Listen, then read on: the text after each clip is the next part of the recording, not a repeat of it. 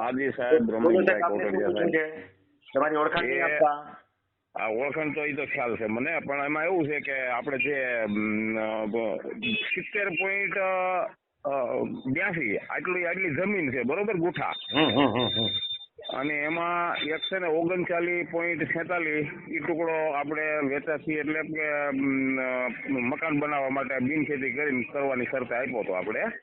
વેચાતો હા, વેચાતો લીધો હતો આપણે. આમાંથી જ કે જુદો સર્વે નંબર એમાં જુદા ટુકડા 2 છે. ઓકે હાલો આગળ વધો.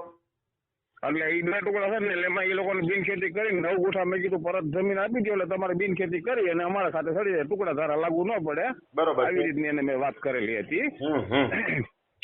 એટલે એ લોકોએ કીધું કાંઈ વાંધો નહીં, અને પછી એ લોકો બિનખેતી કર્યા વગર બાંધકામ કરી દીધું. મેં સ્ટે લીધો તો, એ સ્ટે કાંઈ આપણને સક્સેસ ગયો નહીં કાંઈ, અને એ લોકોએ પૈસા આગળ વધારીને કંઈ પણ કર્યું હોય જે હોય ને એ, અને બાંધકામ કરી લીધું છે 2006 માં વેચાણ કર્યા.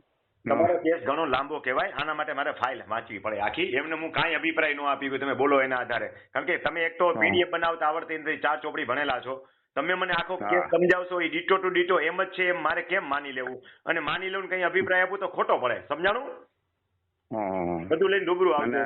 હા, રૂબરૂ આવવું પડશે ને? હા રૂબરૂ બધું લઈને આવવું, ખોટો અભિપ્રાય થાય, સમજ્યા? હા એ 100% અભિપ્રાય ન અપાય કશો. હા, અને આપણે ટાઇટલ ક્લિયર જ હાલવું છે, આપણે કોઈ પ્રકારનું ખોટું નથી કરવાનું. વાંચી દઈશ કે શું છે એમાં. હા, ઓકે.